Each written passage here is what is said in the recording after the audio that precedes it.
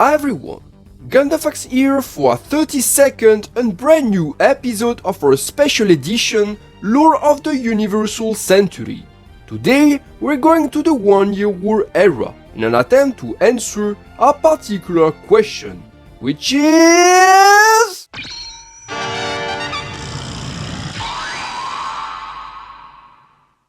Yep, in this video, we're going to explore all the variants of the Mad Angler-class submarine, how much they differ from the regular model, when did they appear, and extract every bit of mechanical knowledge we have on them so far. But let's start by the beginning. What is exactly the Mad Angler-class? A large submarine carrier fielded by the Principality of Zeon, the Mad Angler-class, also called Magic Shark, was the largest and most advanced submarine of the Zeon Earth Attack Force, deployed in all earthly oceans during the darkest hours of the One-Year War.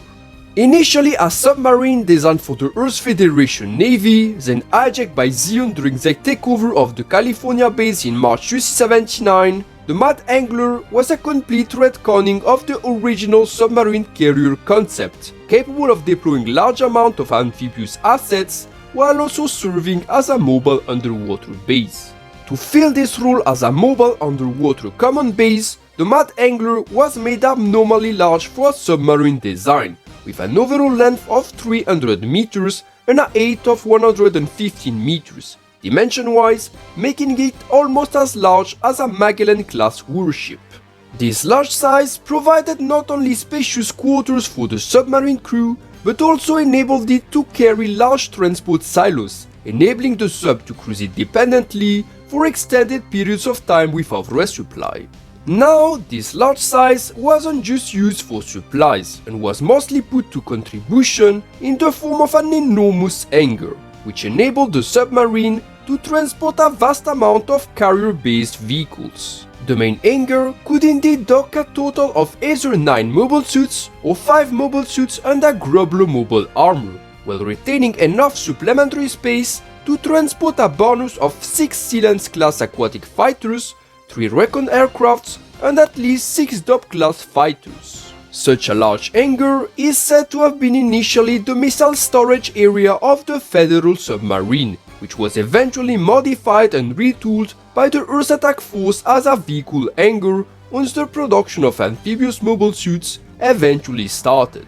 This kind of drastic retrofitment would notably explain the obsolete deployment technology used by the Mad Angler class, which unlike the Yukon class lacks any kind of catapults and launching ramps, having to rely exclusively on a large trapdoor to deploy its amphibious assets. Now, it is important to understand that the Mad Angler was not just an underwater transport vehicle, but a fully fledged military submarine, with its range and arsenal being worthy of its status as Zeon top-class submarine. For its propulsion, not much is known about the Mad Angler, except that similarly to space battleships in UC, it was entirely nuclear-powered via Minovsky-Ionesco fusion reactor, and that its mobility was ensured by 2 large hydrojet engines coupled with a total of 6 sub-underwater verniers for course correction. Weaponry-wise, the Mad Angler was also state-of-the-art, mounting various kinds of water-to-water and water-to-air assets.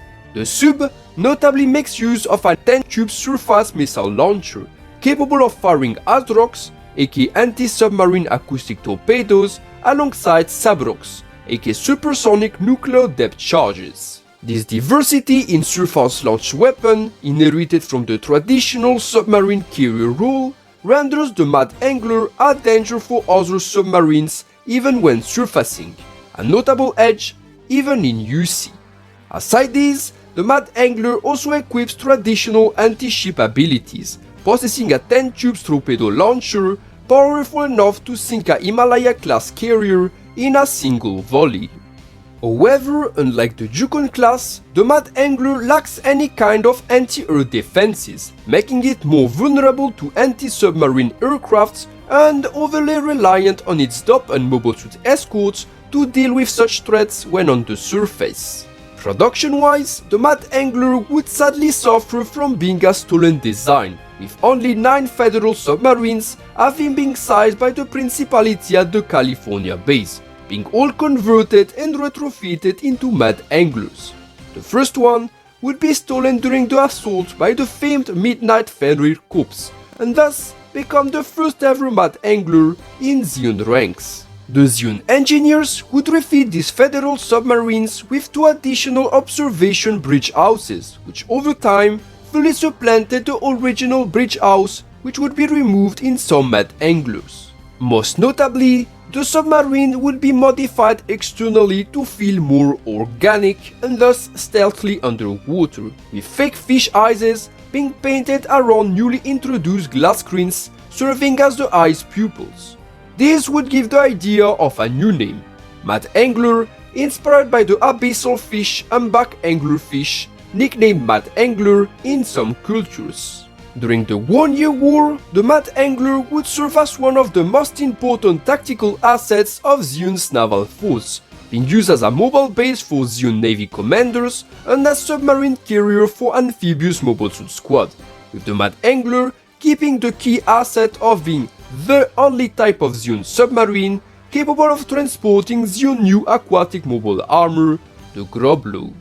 At the end of the 1-year war, most surviving Mad Anglers would end up being captured by the Federation forces, with some of them being scuttled or sunk in the process. After the war, some Mad Anglers would also remain in the hands of various Zeon remnants, but its use would over time being disfavored in favor of the smaller and more upgradable Jukan class. Although the Mad Angler would become an increasingly rare sight, the following decades would see the appearance of some survivors and variants of this machine, something this video will explore.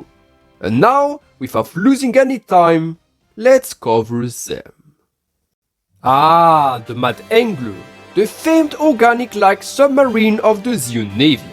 Like we said in the introduction, the beauty behind the Mad Angler design was not downright created by Zeon itself, with the original form of the submarine having been a federal naval design stolen at the California base. The original federal version of the Mad Angler, the Lockwood-class, is the first variant we want to cover, and one of the most expanded, courtesy of the manga Mobile Suit Variation Riden. A nuclear submarine designed to act as a tactical missile launching platform, the Lockwood-class was commissioned in UC-75 by the Earth Federation Naval Force, using the funds allocated by the UC-70's military enhancement plan to start up the development. In comparison with any other federal submarine, notably the Juno-class, which had been previously used by the Federation as their mainstand submarine, the Lockwood was designed with an emphasis on size, with a total length of 300 meters, which represented 3/2 of the size of the smaller Juno. This focus in size is still not really explained to this day, and is said to have been not really pushed out of a functional need, but apparently as an ego trip from the Earth Federation Navy, which, as the original elite branch of the Federation forces, envied the large budget allocated to the newly created Space Force and the massive space fleet built as a result. In terms of proper functionality, the Lockwood was designed as the tip of the spear of the Navy, coordinating the efforts of air and navy forces from underwater while conducting independent coastal missiles bombardments, primarily with water-to-air guided missiles, retaining the Mad Angler. For self-defense, the Lockwood also mounted an arsenal of torpedoes, including nuclear ones, and although it is implied it possessed more of them than the Mad Angler, the exact number is unknown. The trapdoor, retained and enlarged in the Mad Angler, also existed in the original Lockwood design, and was connected to a much smaller hangar, which could only be meant to deploy Type V submarines, a vehicle also captured by Zeon and later turned into the Reconnaissance Prober class. By UC-75, the Navy request for such an expensive commander-use submarine was authorized by the Jaburo headquarters, with the California-based shipyards launching the construction of 2 Lockwood-class in their base. By UC-77, the rising tensions with the Republic of Zeon resulted in an additional order for Lockwoods to be approved, with 6 more submarines entering construction alongside the completed Unit 1 and 2. By late UC-78, Unit 1, 2, and 3 finally entered active duty and were finally joined by Unit 5, 6, and 7 in January UC-79 as the one-year war finally started. Following Operation British and the fatal colony drop that resulted in gigantic storms and tsunamis, causing unparalleled damage to the Earth Federation Navy ranks, all Lockwoods were recalled to the California base for repairs and further assignations, in a ditch effort to recoordinate the Navy after such losses. This, however, would prove to be a fatal mistake when in March UC-79, the Zeon Earth Attack Force would assault and capture the California base, taking into custody the 8 vessels intact. Although Zeon would initially only convert Junos into Yukon-class, their attention would eventually turn toward the more impressive Lockwood, which would all be converted in matte anglers by September UC-79, with the earliest version entering combat in June UC-79. The 8 vessels, still uncompleted by the Federal forces, would serve as the basis for the matte angler redesign, with the new implementations made on it later being standardized to the other vessels. This would mark the extinction of the Lockwood-class as it was, leaving place for the matte angler design to emerge. However, Mobile Suit Variation Written indicates that the statement about all 8 Lockwoods being converted into full matte anglers was more of a propaganda thing, with the Federation later recapturing supposedly full matte angler being little more than slightly modified and repainted Lockwood, often lacking much of the new additions of the matte angler class. The advance of data redesign of the matte angler seems to be an in between these claims, with the Lockwood subbridge being still present but moved to the rear, coexisting with the new twin bridges implemented by Zeon. However, the Lockwood is still a young addition to the wide UC lore, and yes, also partially a retcon. And no need to worry, because that's something I will soon explain. Okay, I'm sure you got it probably. The Federation built some kind of Lockwood submarine which were captured and turned into matte anglers by Zeon. So, Gundam facts, where's the retcon? Well, unlike the Yukon-class, which once upon a time were said not to be refitted Juno-class, but space-made submarines made by Zeon from the ground up, the matte angler lore always followed the route of the captured Federal submarine. However, while this was never in question, what is now debated is which Federal submarine model was used to build the matte angler in the first place. While Mobile Suit Variation Written goes to extensive length to explain this submarine as being the Lockwood, the original Mobile Suit variation from Mobile Suit Gundam, then Gear and Greed, instead presents a different design as being the matte angler forefather,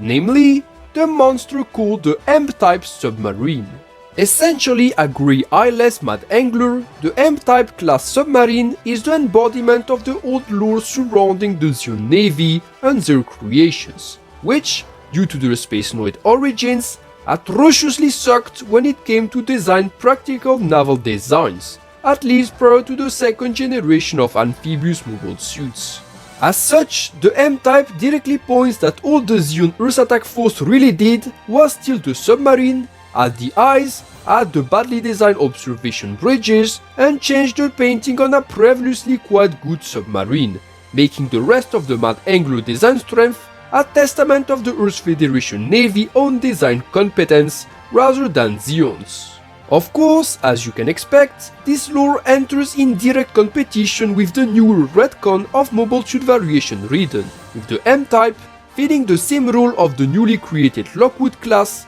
but with much less flavor. As cool as it may seem, the M-type design quickly became a boring concept, reducing itself in the end to 2 core ideas: that Zeon stole a Federal submarine for the matte angler, and that they sucked so much at designing aquatic assets that they fundamentally changed nothing, yet added a touch of goofily useless cosmetics: the fucking eyes. While this almost cartoonishly lore seemed good enough at the time Mobile Suit Gundam and direct related materials were the primary one-year war setting, it started to fall short as soon as numerous more realistic spin-offs made their appearance, with lore extensions, making Zeon Navy designs less and less stupid over time, making the whole M-type submarine lore thing obsolete to say the least. In 2009, Mobile Suit Variation Raiden finally reworked the M-type, retconning it in the more complex and original Lockwood-class, and the fun lore surrounding it we covered earlier. With this, the M-type finally left official lore, but I still included it in the list to teach you about its earlier existence. Now, to conclude this part, I still want to point out that the M-type, as dull as it seems, is also like it is because of game mechanics of Gear and Greed, serving as the direct counterpart to the Mad Angler Zeon players can access to balance the game for Federation players and thus beneficiate from being the same vehicle with similar abilities with only a color swap. To the Gear and Greed devs, this may have seemed a much safer solution than implanting an entirely new unit with no mobile suit carrying abilities, and also probably to avoid losing time with raw nitpicking details in already very complicated games. Back to the Zig side. Time to appeal to the fraction of my audience that doesn't care the slightest for minor UC vehicles, especially wrecking submarines. Are there among you huge Advance of Zeta fans, perhaps even simply some land battleship enjoyers? Well, if there are, time to rejoice my friends, because this third and last Mad Angler variant is exactly bread and butter for your stomach. Time to present the monstrosity known as the Sand Angler class, a vehicle introduced in the Advance of Zeta series AOZ reboot Gundam Inlay. A class of large capital land ships developed by Mars Zeon in the late UC-80s, the Sand Angler is an enormous asset meant for Martian warfare, and one of the very few land battleships to be ever developed after the 1 Year War. Designed and manufactured in the Mars main power plant by Zeon Mars, a fraction of the early Mars Zeon formed by Kycilia Zabi loyalists, the Sand Angler was directly developed from the 1 Year War Mad Angler, not only to inherit part of his structural assets, but also out of an ideological thought. Unlike their rivals with Zeon, who advocated for the adoption of foreign technology, notably Titan's spoils of war to develop Mars Zeon arsenal, Zeon Mars was more interested in maintaining the legacy of the original Principality of Zeon, manifested in an obsession with emulating old Principality designs, as seen with their Zaku 3 ground type, Galgok 3, and even Dom 3. If some of you find this similar to the RF series of the late UC Mars Zeon, you are absolutely right, considering Zeon Mars is implied to be their early ancestor, with Inlay ending even implying that the Chester-Rochester family will, in the future, trample the Zeon regime of Alicia Zabi and her sisters. As such, it is without surprises that an old design was replicated and modified by a faction of hardcore LARPers such as Zeon Mars, eventually leading to the birth of such a land battleship that the Sand Angler represents. Now, describing the Sand Angler as a land battleship is a little bit misguided considering the main abilities of this vehicle. In fact, if anything else, the Sand Angler is more of a hybrid amphibious vehicle, being able to cruise above ground like a land battleship, but also to dive deep underwater as a regular submarine. However, that's not the less interesting surprise of the Sand Angler, which, like its name indicates, is also what could be called a subterranean vessel. Through the use of two modified Minovsky craft units, called Minovsky Storms, the Sand Angler can generate gravitational forces powerful enough to raise sandstorms around it, increasing its protection and camouflage in Mars desertic areas. However, it is only when at max capacity that these Minovsky storms really becomes effective, as the E-field produced becomes strong enough to repulse the ground, enabling the Sand Angler to be able to dive underground, with the Minovsky storms encasing the ship in a sort of anti-gravity bubble, protecting it from the sand. This powerful feature is the key design strength behind the Sand Angler's success, as it enabled the ship to be used as a mobile command base for guerrilla operations without attracting too much attention, diving underground to escape as soon as the situations demand it, something most cumbersome land battleships are totally unable to do.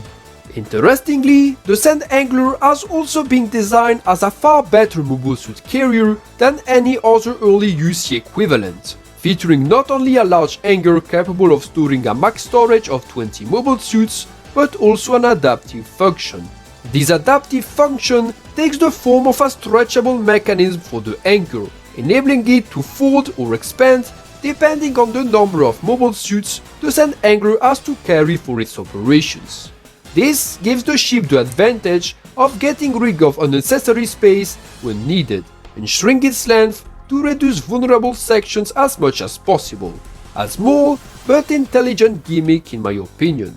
In terms of weapons, the Sand Angler is however located on the light spectrum, only mounting a pair of twin-barrels main guns taken from the much smaller Gallop-class, and mounted on each side of the ship near the Minovsky stones. Aside this, the Sand Angler class also features a certain number of anti-air twin turrets, with 7 of them covering the main bridge. In addition, the land ship seems to be able to mount 8 vertical missiles launchers, but these weapons are never detailed anywhere. By UC-91, Zion Mars had eventually manufactured 3 Sand Angler units, and despite the loss of the civil war against Zion, all 3 Sand Anglers would remain in their hands. These units, named the Rio Grande, Fort Apache, and Fort Alamo, would be brought back to active duty later that year, where Zion Mars would collude with spurned Titan remnants and assault Zion facilities during Operation Shining Star. During said operation, the Rio Grande and Fort Alamo would launch a diversionary attack against Zion main power plant, while the Fort Apache would dive underwater in an attempt to break through the enemy underwater glacier sacred base. Whatever fate awaited these Sand Anglers, they would not go down in history, with their legacy disappearing from the archives and Mars Zion memory. In the UC-120s, the descendant of Zion Mars never bothered to even attempt a Sand Angler 2, instead relying exclusively on the old Dabude land ships instead. Now, before we end this video, I want to note that there is actually a possibility of a RF Mad Angler in the late UC akin to the RF Musai, with the Tom 6 of F90 Fastest formula starting up with an amphibious fight between the F90 V-type and a group of RF Zugoks launched from a Mad Angler look-alike. This could mean that there is potentially a RF Mad Angler in existence, but considering it only appeared in less than 1 page, any significant internal changes remain unknown. Same going with the real possibility of this vehicle being not a new variant, but simply a good old Mad Angler brought back to active duty. From a federal submarine to a Zion Mole land ship, the Mad Angler sure saw a lot in UC, and is quite an interesting submarine design, perhaps even my favorite in all UC lore.